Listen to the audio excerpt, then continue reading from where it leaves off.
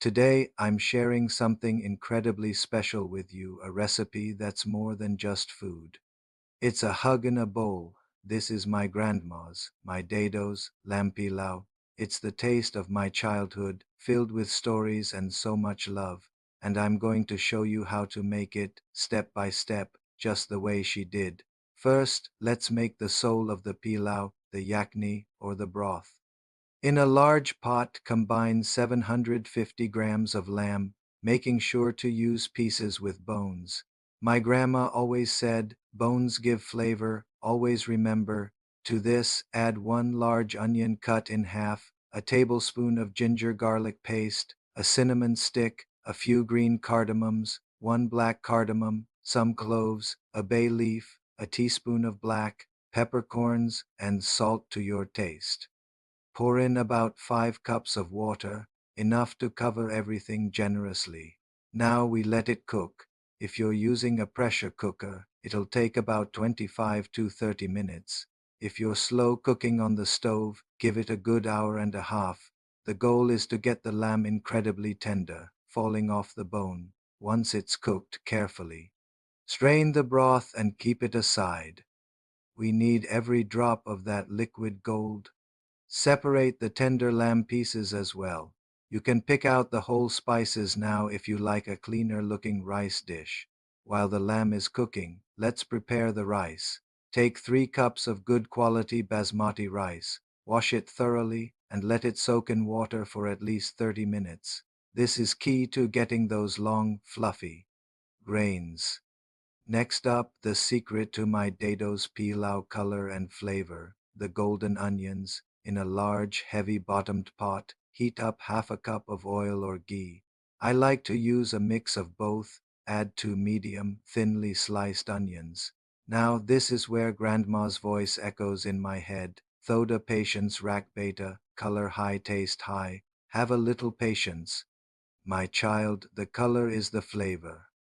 We need to fry these onions until they are a beautiful, deep golden brown, not burnt but a rich, even color. This step cannot be rushed. If you like, you can set a small portion of these crispy onions aside for garnishing later. Once the onions are perfect, add the cooked lamb pieces to the pot. Stir them gently with the onions for a couple of minutes. Now let's layer in more flavor. Add a teaspoon of cumin seeds, a teaspoon of garam masala, and a couple of slit green chilies. If you want that extra traditional touch, you can also add a tablespoon of fennel seeds. Everything together for about 5 to 7 minutes. The aroma that fills your kitchen at this point is just heavenly. It is the smell of home. It's time to bring it all together. Measure your reserved yakni.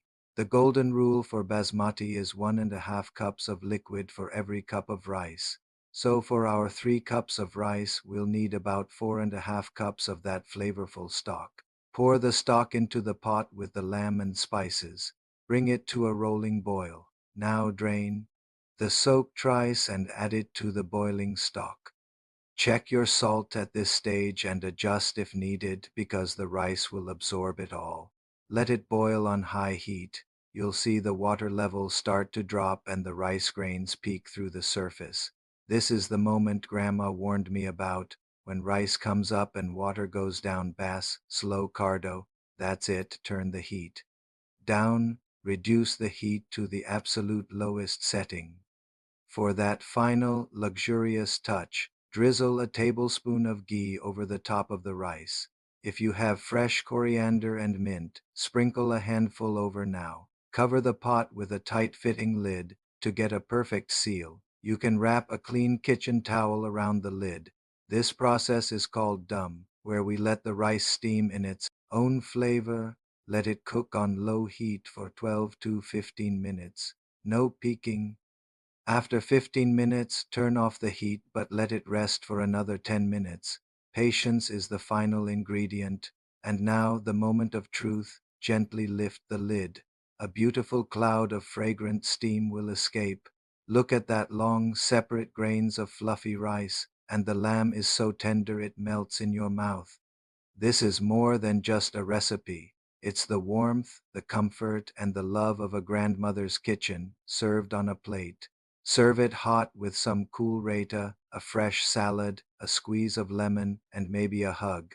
Thank you so much for joining me and letting me share this piece of my heart with you. I hope you make it and create your own beautiful memories. If you enjoyed this, please give this video a thumbs up and don't forget to subscribe for more recipes filled with love. See you next time.